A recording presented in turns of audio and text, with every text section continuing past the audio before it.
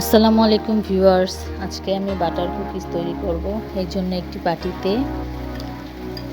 Butter, icing sugar, ডিম দিয়ে কিছুক্ষণ বিট করে নেব।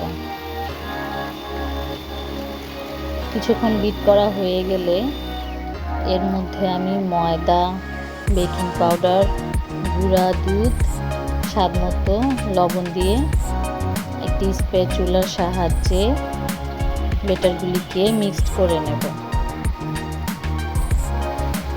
তারপর আবার কিছুক্ষণ বিটার মেশিন দিয়ে ব্যাটারগুলিকে বিটিং করে নেব।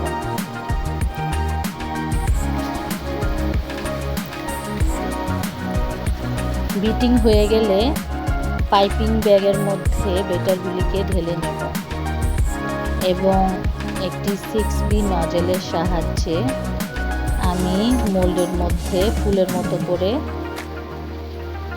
দিয়ে দেব। বিস্কিটের শেপ আকারে ছোট ছোট ফুল দিয়ে মোল্ডটিকে আমি পূর্ণ করে নেব।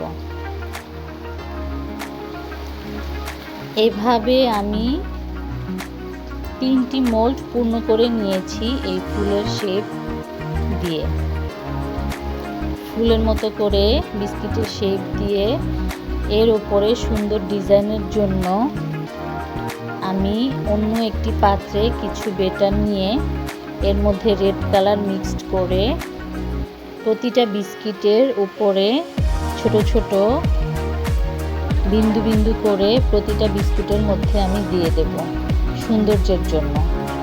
আপনারা চাইলে এখানে একটা করে বাদাম, কিশমিশ অথবা চেরি ফুল দিয়ে নিতে পারেন। দেখতেই পাচ্ছেন কত সুন্দর দেখাচ্ছে বিস্কিটগুলো। এভাবে এই বিস্কিটগুলো আমি চুলাতে বেক করে নিয়েছি। ঘরে তৈরি বিস্কিটগুলি খুবই স্বাস্থ্যসম্মত এবং